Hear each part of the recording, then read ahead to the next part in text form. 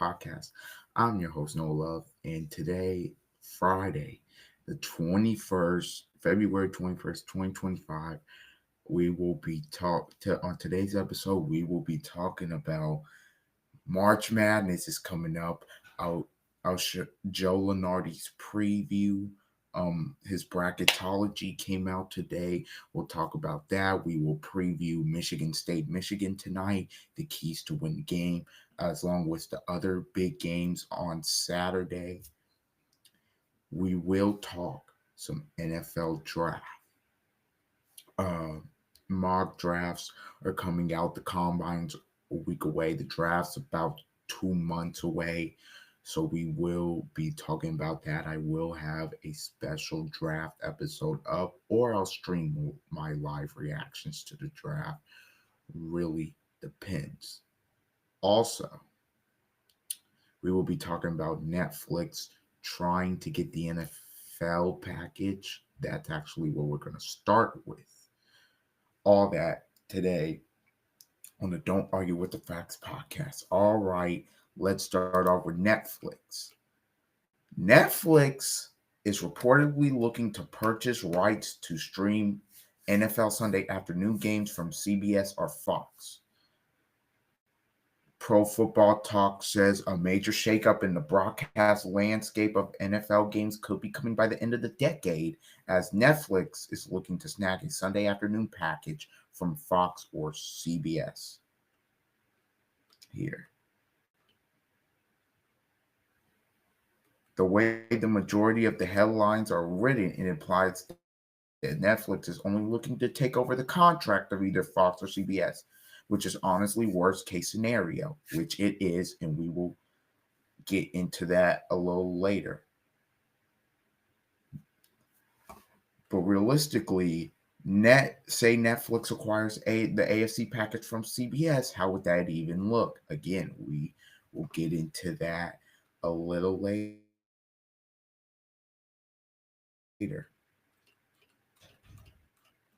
It says NBC Sports, the NFL's looming development of full-blown Sunday morning international package had some thinking that Netflix, given its global footprint, would be interested. But Netflix is thinking bigger than the lower profile, smaller audience slate, much bigger. The streamer's chief content officer, Bella Baraja, I think that's how you say his name, told Matt Polani of Puck that the company is interested in bidding on the NFL Sunday afternoon games.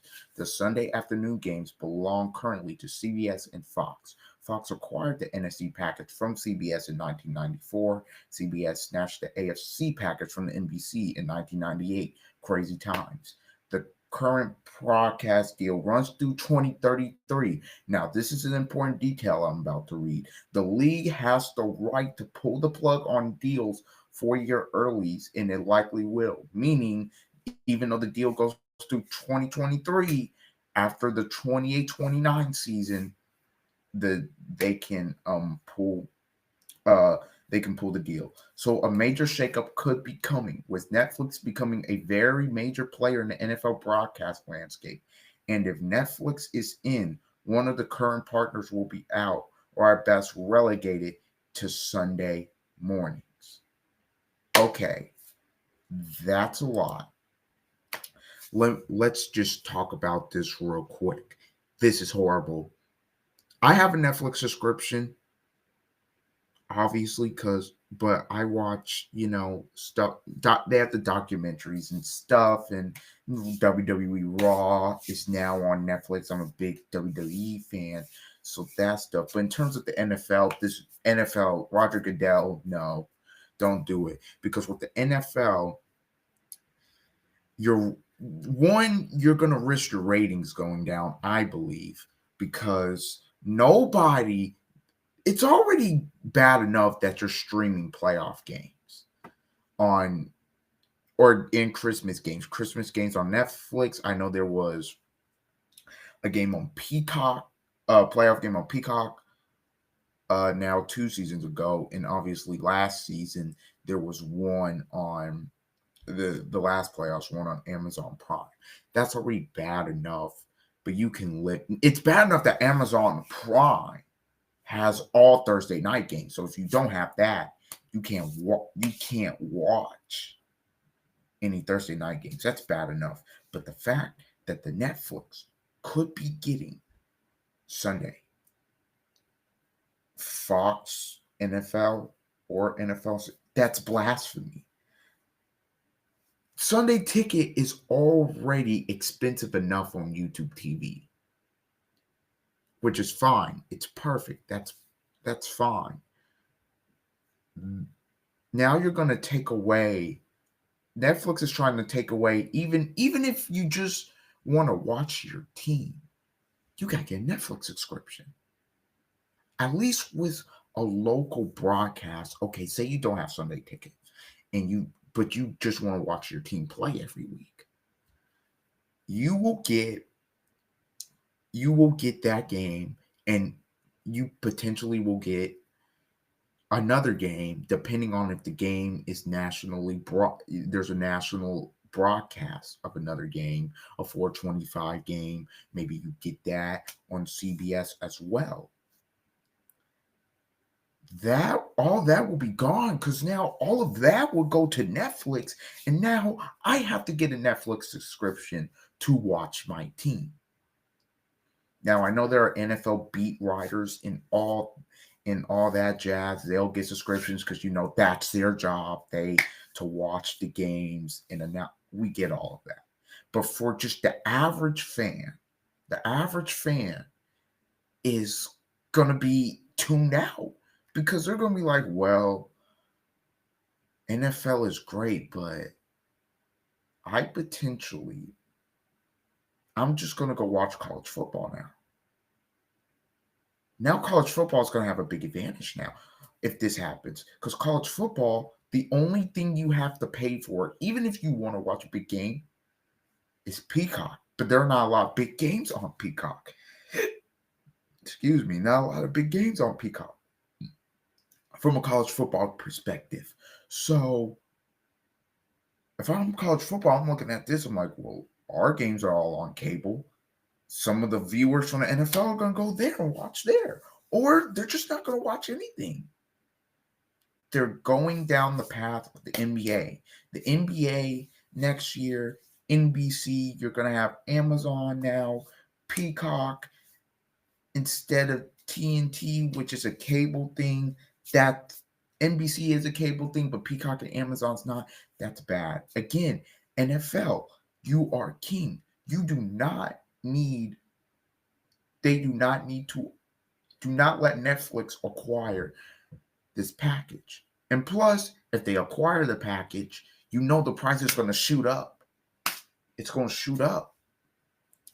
So if I'm the NFL, if I'm Roger Goodell, please just think about your fans. Just think about I get it. We're all about making money. You're already going to an 18-game season. That's bad enough. In 2 years, the Super Bowl will be on Valentine's Day. That is bad enough. 2027, I believe. That's bad enough. Do not do something stupid and risk losing some of your fans. Look, CBS, Fox, do what you gotta do to keep it. This will be disastrous for fans, because fans for years, CBS, NFL, CBS, Fox, everything on cable. I think NBC, the only thing fans will be able to watch will be the Sunday Night Football, which, I guess, and you can watch recaps and highlights. But what if your team's having a great season and you want to watch it live? I don't know, man. I really don't know. I don't know, man. I don't like that. I don't like where this is going. If you're Roger Goodell, you cannot by any means do this deal. Don't do it. Next season, though, is fine. And Next couple of seasons, next several seasons, it'll still be regular. But when it comes to just overall, that's not nah nah. Don't do that. That wouldn't be good. Don't do that. Don't do it. I get it. For money purposes, you probably like, yeah, do no. Think about your fans. And then your ratings will potentially go down. Don't do it. Now, I don't I'm assuming the playoffs will be on Netflix too. That's why we'll be assuming too. So I don't know. I don't like it. I don't like it. I don't think it's good for the game. But staying on the topic of the NFL, uh mock draft time is there. Is here. I'm looking at Fantasy Life because ESPN and Fox I haven't seen mock drafts. This is the most recent one I've seen. This is what they have. They have the Titans taking Abdul Carter, which will they need an edge rusher, but they most importantly need a quarterback. They have Cleveland taking Travis Hunter. No. Giants taking Cam Ward. No. New England taking Tutoria McMillan. I can see that. Jacksonville taking Will Johnson. They need a corner. The Raiders taking Shador if he's there. I can most definitely see it. The Jets taking Mason Graham. They do need another D tackle. They need so many things. They need their most important needs are D tackle, edge, and offensive tackle. The Panthers just need defense. So them either taking Michael Williams or Jalen Walker would be crucial. They had Saints taking Jalen Walker. Look, the Saints are in a bad spot. We know that. Kellen Moore took the job. I don't, and obviously this all can change in terms of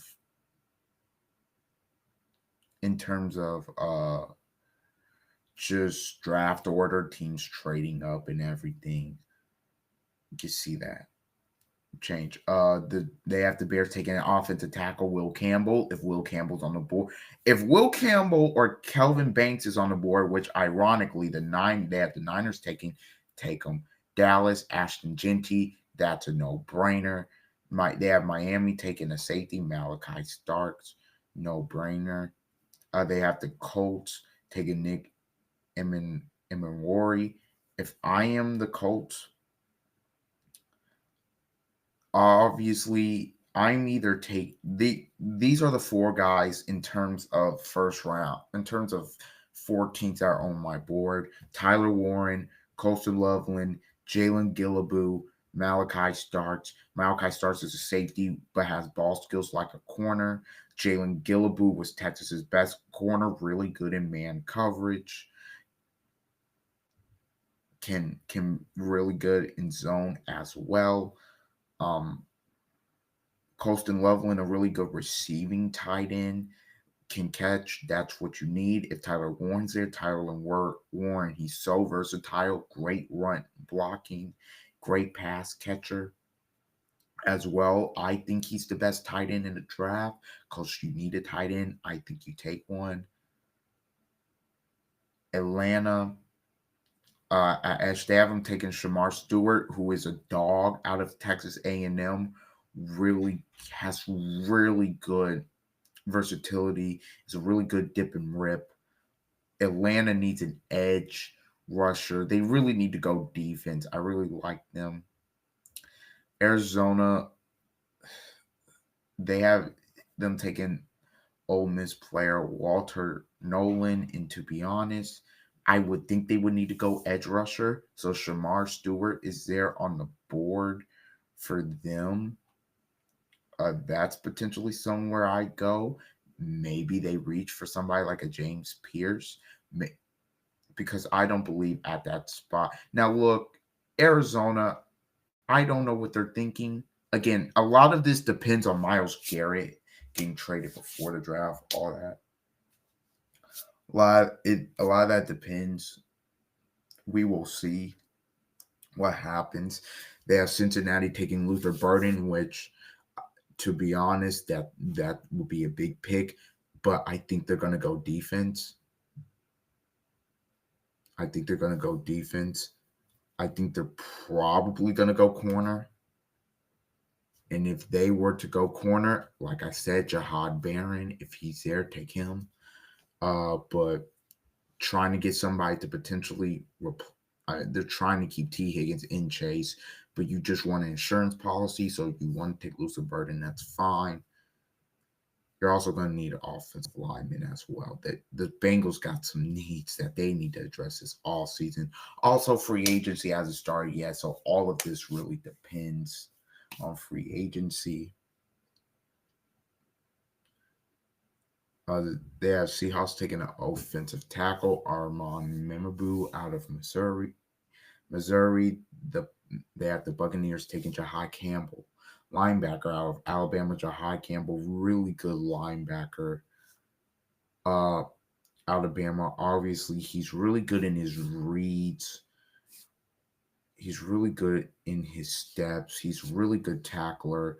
He's okay in coverage. He can be better there. Denver, they have them taking Tyler Warren. Honestly, if Bo Nix gets Tyler Warren, that's scary. And you know Sean Payton likes to run trick plays. Sean Payton, if Tyler Warren somehow falls there, I will fully expect them to take him because he's a Sean Payton type of player. Emeka Ibuka for Pittsburgh. Look, Pittsburgh needs another weapon. They need one. Ibuka, not necessarily a deep threat all the way, all the time, but he's really good in those middle areas across the middle, those slant routes they want him to run. He's really good after the catch and picking up yardage. I think Pittsburgh Heat immediately come in and be the number 2, with Pickens being the number 1. They have the Chargers taking Colston Loveland, which they do need a I think they need a number 1 receiver, but they can get that in free agency potentially. So if you're looking to help Herbert out, get a tight end that you can really rely on, that's good. They have Green Bay taking Jahad Barron.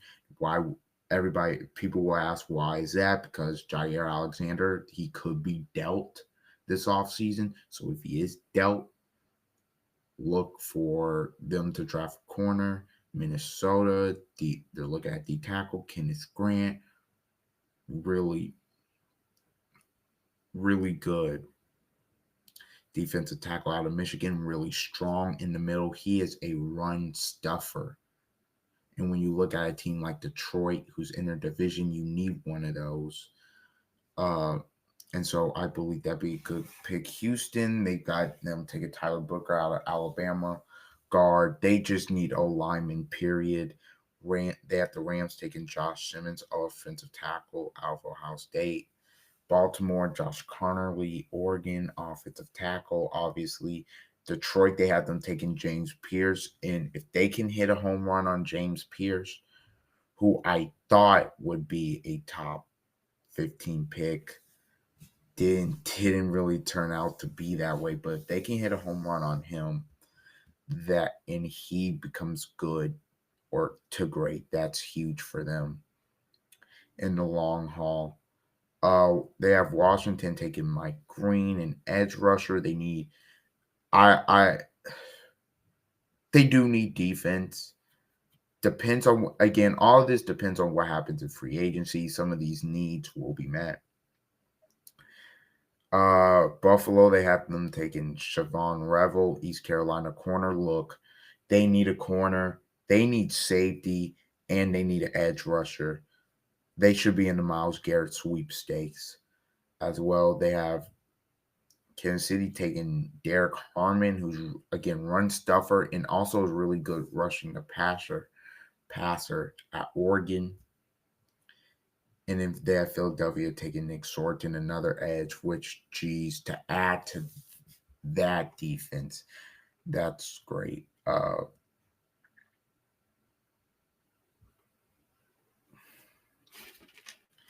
I'm surprised Matthew Golden isn't on this list. To me, that's a disservice. To me, somebody's going to take Matthew Golden. If I'm Pittsburgh, I'd really look.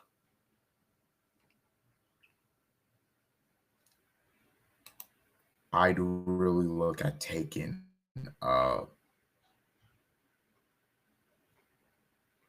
I really look at taking Matthew Golden just because of his speed, and he is a great deep threat ability. Has great hands, makes tough catches, really can create separation. I think he's a guy that Pittsburgh can really use. So yeah, in terms of NFL right now, it's kind of dead because like season just ended, and in terms of news, once it hits March, we'll probably have more news in terms of free agency signing, trades, and obviously the combine is coming up. Now, let's switch gears here real quick to basketball. Victor Wembanyama out for the rest of the season. NBA regular season resumed last night, or well, really Wednesday night, with the Hornets and Lakers. Hornets shocking the Lakers.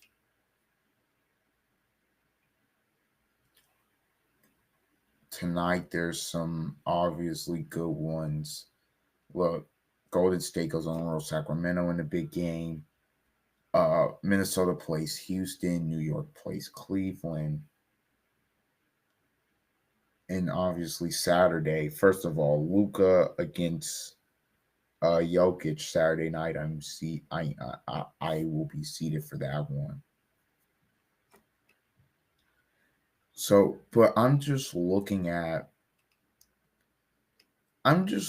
I'm really just looking at now that Wemby's hurt. He has a blood clot in his shoulder. It's brutal. Brutal. I think it affects what the Spurs were trying to do. I think the Spurs, I don't know if they were going to make the play-in, but if you look at uh their season, I think they were on pace to win probably 38, 40 games. I think what they have 25, 30 games left. I think they could have won. I think they could have finished 40 and 42 potentially. I think they could have had the same record as the Rockets did last year. And then when Wemby was gonna be Defensive Player of the Year this year, his impact really well. Now I know the Spurs had a win last night, and people will be like, "Oh, our season's not. It's done." I think it's done. I still think you have really good pieces, but I don't think they're gonna be able to really make a push now. Obviously, I mean, I'm just looking here. I know they're gonna be like what they are. 11th in the West are tied in the loss column with the team they just beat last night. Phoenix, I mean, they're 3 games out of Golden State and Sacramento, 4 games out of the Mavs. I don't see them pulling in closer in this Western Conference. In terms of, okay, 2 through 5 is weird. Again, the Lakers, I think in going into the All-Star break, they might have been, I think they were third, and now they've dropped to fifth. Houston's back up to fourth. Denver's second. Denver, who was at fifth for a minute, they have really, Jamal Murray has really turned it on. They've won 9 in a row, Denver. So they're really turning it on at the right time. You've got Jokic and Murray playing well, and Westbrook really just the way he plays, he's really been a nice piece for them. And he is going to be the third. He is going to be big coming off the bench, no doubt.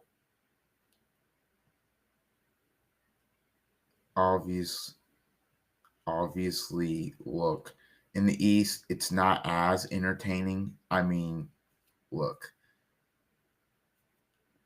look, Milwaukee and Indiana are fighting for the fourth spot. Indiana's just a game ahead. Okay, Detroit's playing well. But the top three seeds, I mean, I guess maybe Boston could potentially catch Cleveland. Cleveland goes on a slide, but I don't think that's going to happen. I think in terms of the top three, I mean, I guess New York could potentially catch Boston, but I don't think that's happening. The East is not as interesting.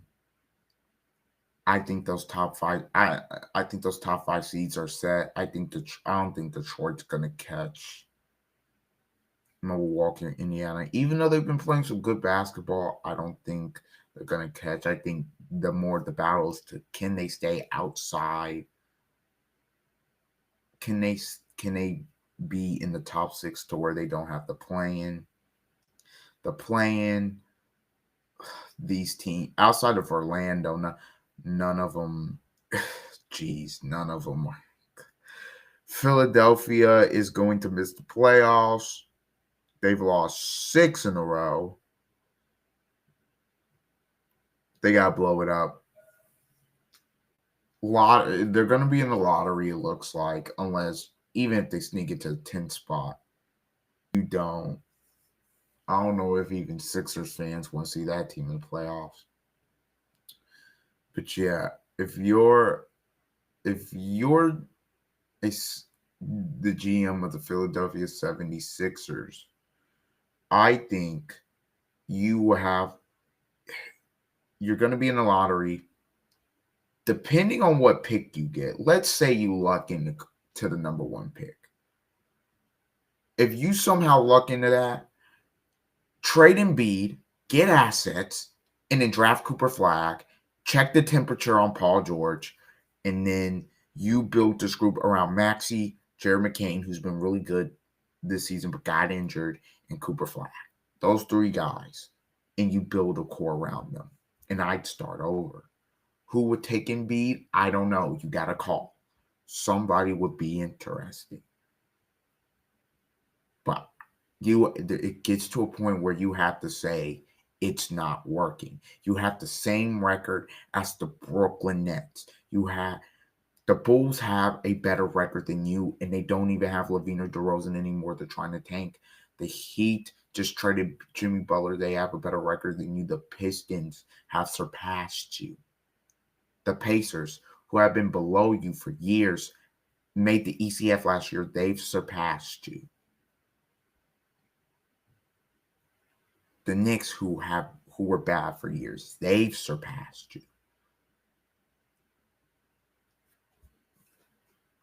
You're seeing all these teams get better as your team gets worse. You can't continue to run the same story back over and over, season after season. You can't not do it. Can't do it. Can't do it. In terms of the Western Conference, look, Luka and LeBron have 40 last night against the Blazers. LeBron and Luka. Luka's been doing a lot of standing.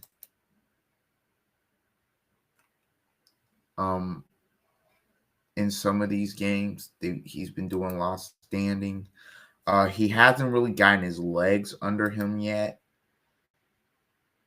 In LA, I don't even think he played last night. Yeah, he didn't even play last night. He was out.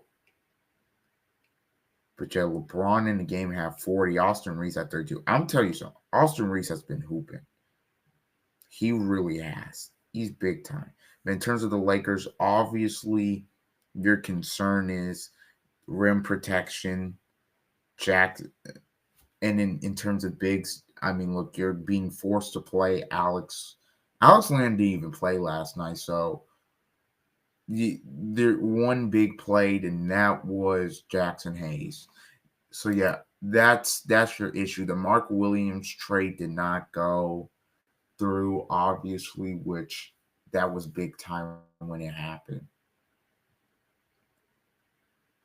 So look, the Lakers, it'll be interesting to see how the West plays out in terms of standings and everything. I think OKC will be locked into the 1, and then 2 through, and then in terms of the 2 through 7. I have no idea how that's going to play out. No clue. No clue. But Denver is looking like they're going to get the 2 seed. They've been playing some really good basketball. Mainly Jamal Murray has been hooping, and I think over the last month, he's averaging 25 points per game.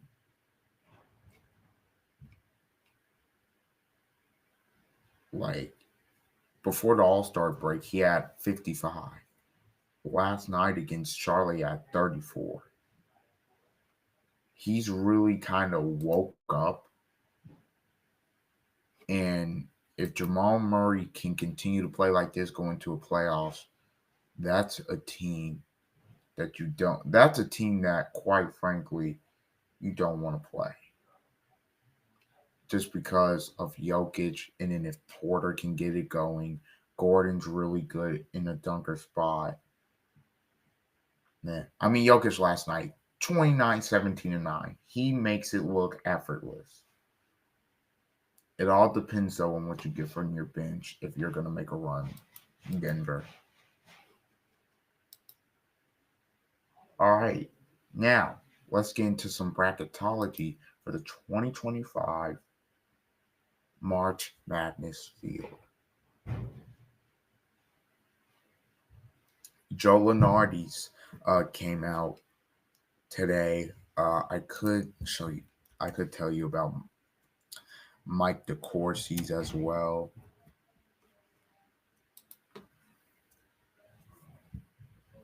Here we go.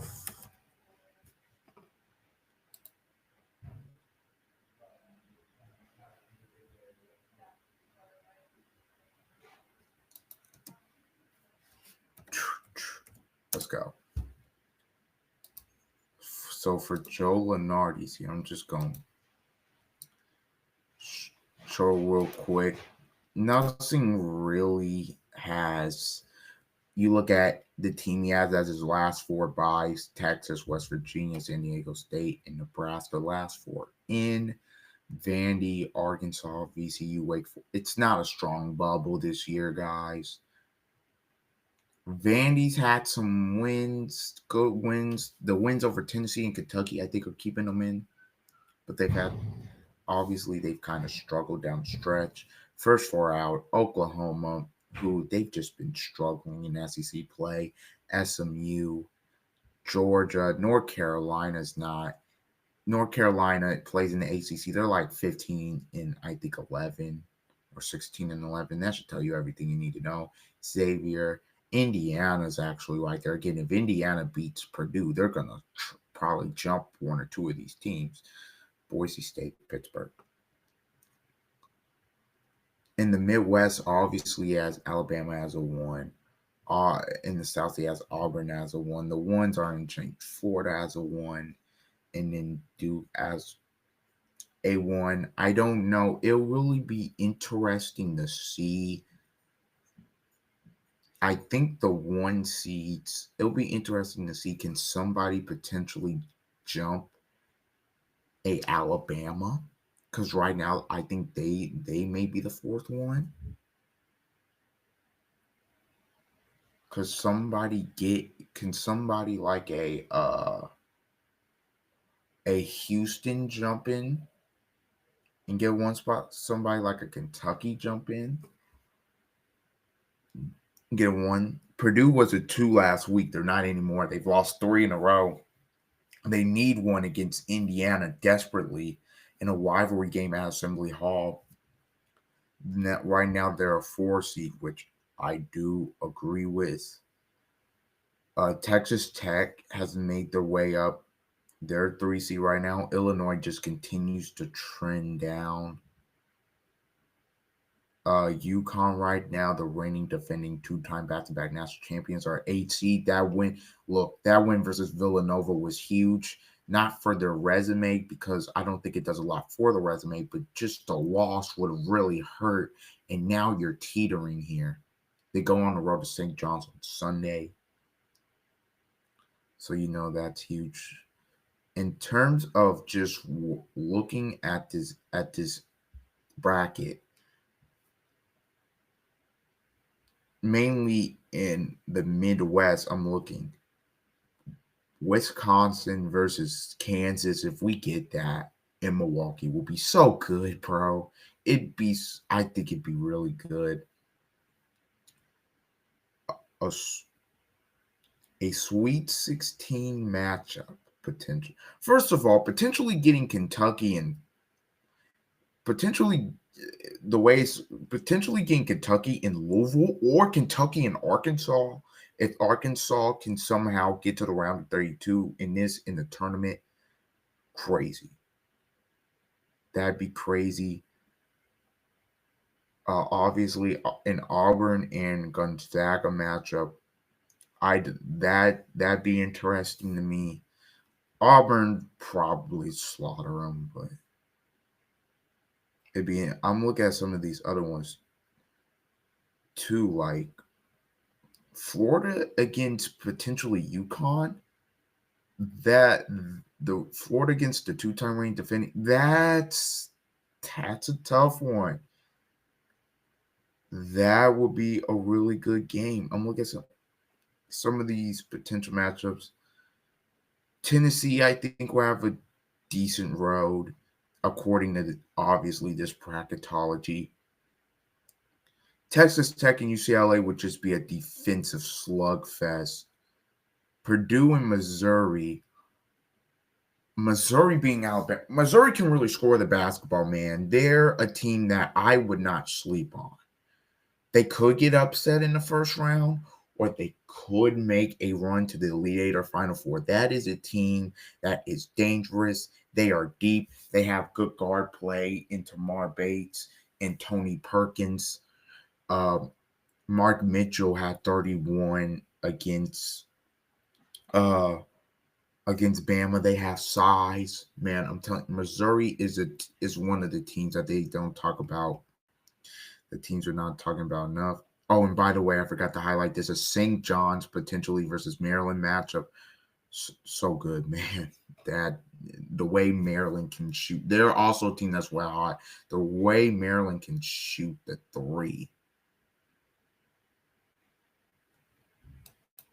And in the way St. John's would try to defend Maryland, so good. I'm already just March can't get here quick enough, but we still have business to attend to tonight. There's a big one for first place in the Big Ten. I mean, there's one for first place in Big. Obviously, Marquette plays Villanova tonight at Wells Fargo's, but that's not the game of the night for the first in the Big Ten. Michigan State just beat Purdue. They're on the road at Michigan.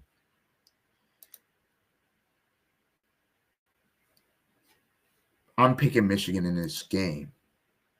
I think Michigan State's hot and cold streak in terms of when they hit threes are really good, but they really, in terms of shooting the three ball, they're inconsistent with it. Meanwhile, Michigan is very consistent with it. They've been really good in these late games. Danny Wolf, I like their depth in terms of who can beat you. They have multiple guys that can beat you. I'm looking at Wolf. I'm looking at Golden. Donaldson can shoot. They can shoot the three well. It's just to beat Michigan, you have to try to make it a rugged style game. The one thing I thought when I watched them this season, obviously a loss against Purdue, that was tough because they weren't making any shots, and then Purdue was just making anything. But the last couple of games I've watched, mainly the last three at Indiana got back into the game because they played at a rugged style second half where they were really good defensively. They got good looks. Obviously, you got to knock them down. They did. And they just made it tough. And I thought that was a game where Michigan, it wasn't their best outing offensively in the second half. Yes, they only scored, I believe, 27 in the second half.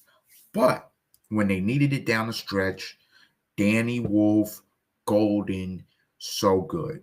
Against Purdue, they were down. They didn't turn the ball over. And they won the game. Ohio State, they were really good offensively, won the game. They are so good in clutch moments. And I believe that in March, that's going to bode you well. But they will go as far as their guards will take them. Their guards have to perform. In this game, your guards are going to have to perform. Same with Michigan State. Jace Richardson cannot have a bad game. He is going to have to play well. They'd be in first place if they didn't lose to Indiana, which I'm still trying to see how you lose that game. They're going to have to be balanced. Jaden Akins is going to have to be on his game. Cohen Carr, you're going to need him to step up. It's going to be a full team effort if the Spartans are going to go in and knock off Michigan. It's going to be loud in there, really tough. This game almost breaks up the Big Ten I was growing up in, where Chrysler Center, Michigan State, Michigan rivalry, big time. Beeline Izzo. I know it's not Beeline, it's Dusty May now, but it just brings back that feel, man. And this is what you love about college basketball. This is college basketball at its best. Um, this is college ball at its best. Big time stakes, big time game.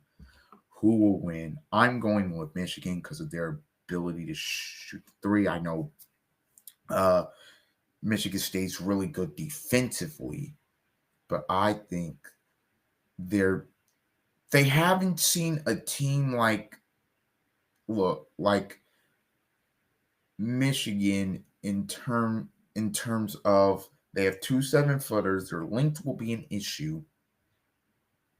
And then obviously Danny Wolf's ability to shoot it from the outside, and Golden's he can shoot it from the outside, but he's mainly a post player. So I really think that's going to be a big key in the game. I think offensive rebounds, Michigan, I think they're going to going to be a big key in the game. If Michigan wants to win, obviously they have to make it rugged. Cannot let Michigan, I say if Michigan hits 12 threes, 11, 10, somewhere in that, they win the game. I think if you hold them under that, you have a chance. Obviously. And then also, I think you're gonna have to rebound. It's just so Michigan's just so tough to guard, man. So it's gonna be an interesting game at Chrysler Center tonight, and I will be tuned in. Some other, obviously, now we move on to the Saturday slate. Here coming up. Tomorrow, College Game Day will be at Iowa State in Houston. Houston first in the Big 12. Iowa State fighting for that double bye. That's huge, but that's not even the biggest one. We'll start off Tennessee at Texas A&M, Reed Arena, College Station. With Alabama losing this week, Auburn's pretty much as long, they're in full control, it looks like, as long as they don't really drop any games. It looks like they're in full control. Tennessee, look, they're fighting for a double bye coming in the SEC tournament coming down the stretch here. Right now, they're 6th in the SEC.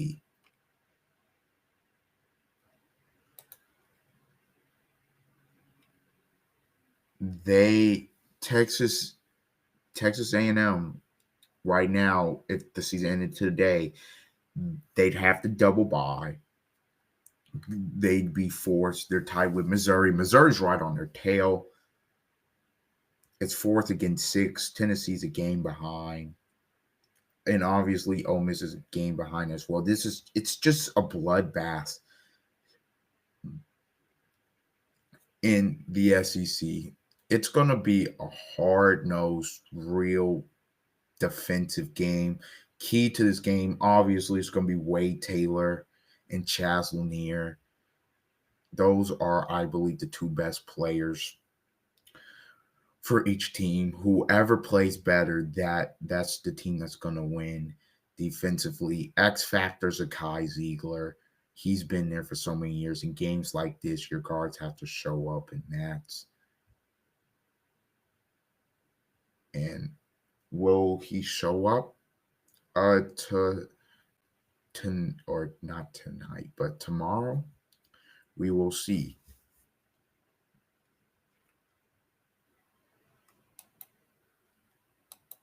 We will indeed see. It's going to be a fun one. I can guarantee you that.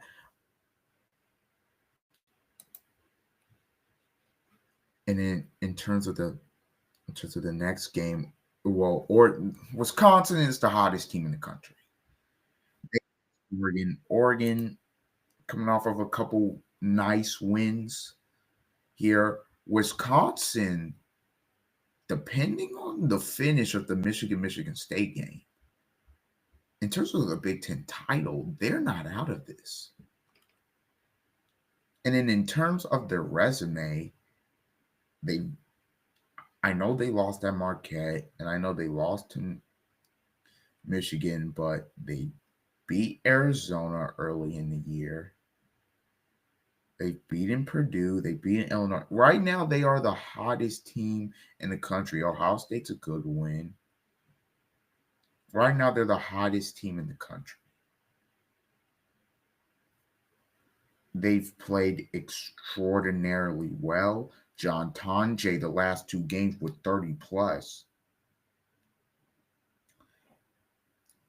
That offense is really tough. And I'm looking at their ending schedule. There's a real shot here that they can win the Big Ten title. There's a real shot. They obviously have to beat Oregon. That's a big game. They obviously have to beat Washington. But the game on March 2nd at Michigan State on a Sunday afternoon, that's a big one in terms of if you want to win the Big Ten title, that's a game there where it's win or bust. But in terms of moving up, I think right now they're projected as a 3 seed. They can get up to that 2 line the way they've been playing. So, really good. Look, Louisville's playing Florida State. Look, the ACC, it's not that interesting. It's not that interesting. Louisville, they're still fine for the ACC title. Duke, they're not. Look, Duke's gonna win it unless they slip up on the way, which is very well possible. They're not unbeatable. I just don't think it's going to happen. And I think Duke's gonna take care of business. But the game of the day, Iowa State at Houston. Look, I got Houston in the game. Their defense is just so good. They're so good defensively. Obviously, right now they're first in the Big 12. In the Big 12, they're 14-1 in the conference. I mean, even if they lose, they're still first. But Iowa State's getting ground on you, and potentially Arizona, even though you just beat them, they're still on your tail. By the way, you're on the road at Texas Tech on Monday, on a Monday night. So it's a quick turnaround. If this is a big one for Houston. You want to be able to really get this one to just to solidify your reign on the on the Big 12 or your stranglehold on the Big 12. Iowa State, it's obviously a big game for their resume. Houston has lost one home game all season, I believe. Yeah, it's one home game all season, and that's to Texas Tech in overtime. So we'll obviously see what this game holds. I think obviously the key is going to be about Houston's defense and the way they want to play the game, the offensive rebounds. It's going to be a guard heavy game. Whoever's guards come to play and whoever guards play better will win the game. Gilbert, Curtis Jones, gonna be Lipsy, gonna be key for Iowa State if they want to win this game. If they want to win the game.